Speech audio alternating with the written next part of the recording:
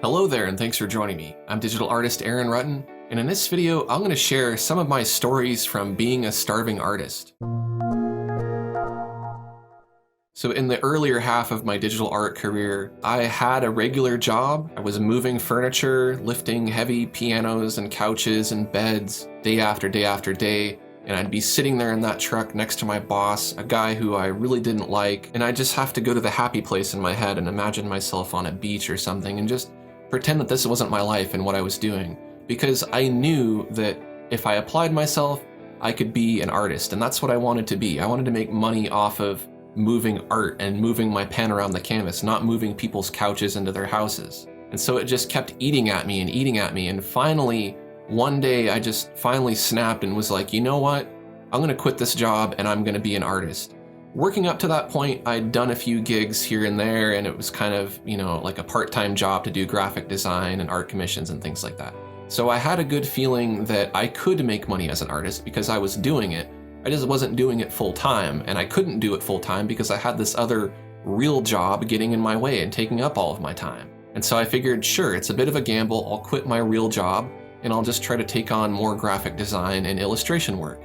And that's exactly what I did. But did I go from having a real job and being able to get by to becoming an artist and then making a ton of money? No.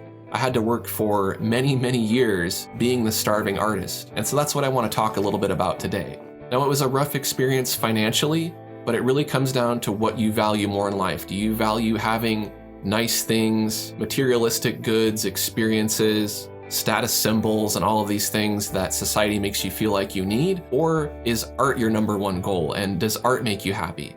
And for me, making art made me happy, even though I didn't have a whole lot of money, and even though it was hard to get by, and even though I didn't have that perceived security of the real job, I was honestly a lot happier than I'd ever been in my life because I was making money off of being an artist, and I could suddenly make my own schedule and do things the way I wanted to. I didn't have to get up at this time on this day to go to work at this job and do all these things that I didn't like doing. I was doing exactly what I wanted to do, and it was awesome, and it continues to be awesome. And I'm very thankful every single day that I can be an artist and be successful at it enough to make it my full-time job. So obviously, as a starving artist, I was barely making enough money to get by. And sure, I wasn't all that responsible with my money. I could have probably spent my money a little more wisely.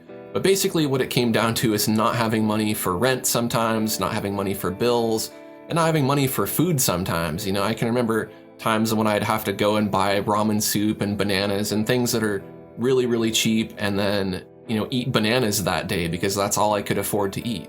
Or I'd look through my pantry and I'd find a bunch of random things like chili and ketchup and spaghetti and whatever random ingredients, and I'd mix that together into just a weird meal, and I'd eat that because that's all I had to eat. I didn't have money to go out and buy food. I'd collect all my pennies, and then I'd go to the Coinstar thing and I'd dump all my pennies in there and get $8, and that would be my money for food for that day. And the food I ate wasn't all that great quality. When you don't have a lot of money to spend on food, you have to buy really cheap stuff that's not that great for you. So it did have an effect on me financially.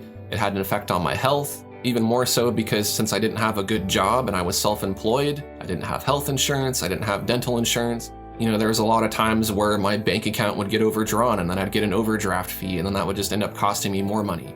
And so I suffered quite a bit, and I made it very, very hard on myself. But again, I was happy while I was going through all of this because even though all these things were happening and it was very challenging, I was still doing what I wanted to do.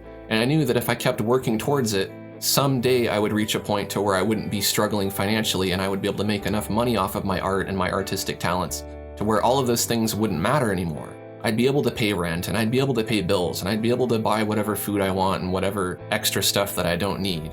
And eventually, incrementally, I did reach that point. I made a little bit more money each year until I got to a point to where I was very comfortable. And I continue to make more and more money. Now, is it my ultimate goal to be like a billionaire? No, I don't really care about that. I'm honestly happy just being able to do what I do, be happy doing that, and to be able to survive, and have a quality of life that's elevated above being a starving artist. So basically, if I can afford all of my expenses and I can eat well and I can have the things that I need in life, I don't need anything more than that. I don't need 3 cars. I don't need a mansion. I don't need a helicopter. I don't need to go on vacations 4 times a year. I just don't care about any of that stuff. Being a starving artist also affected my social life, believe it or not.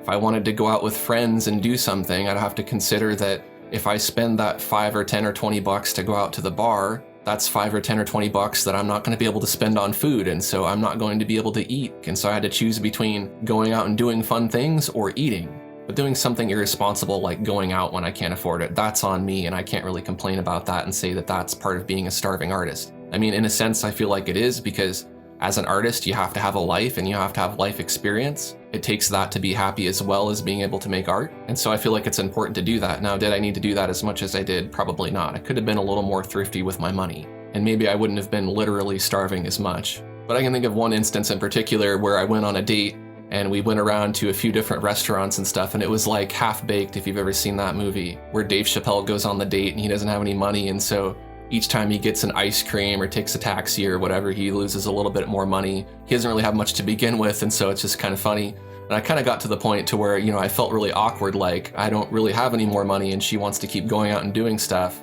And it was really embarrassing for me because I've been sacrificing having a job and having money to be an artist and to follow my passion. And I think ultimately that's why she was attracted to me and went on a date with me, not because I looked like I had a bunch of money, because I didn't. I had shabby clothes, I didn't have a car, I probably took the bus there, I obviously looked like I didn't have a lot of money to begin with. And in the context of relationships, that's not always the most important thing. And I think if that is the case, and the person you're dating only cares about how much money you have, it's probably not a good relationship to begin with. So for those starving artists out there, male or female, who worry that because you don't have a lot of money, no one's gonna like you, chances are the people who are attracted to you are probably attracted to you because of your talent, not because of how much money you have. So go get 'em, Tiger. So those are a few of my stories about being a starving artist. Those are definitely not all the stories I could tell, it's just the tip of the iceberg. But if I think of some more stuff, I'll make a few more videos like this. If you enjoyed hearing about my starving artist stories, take a quick second to like this video. And if you're new to my channel, I'd love to have you subscribe. I have a lot more videos for digital artists like you. Thanks for watching, and I'll see you next time.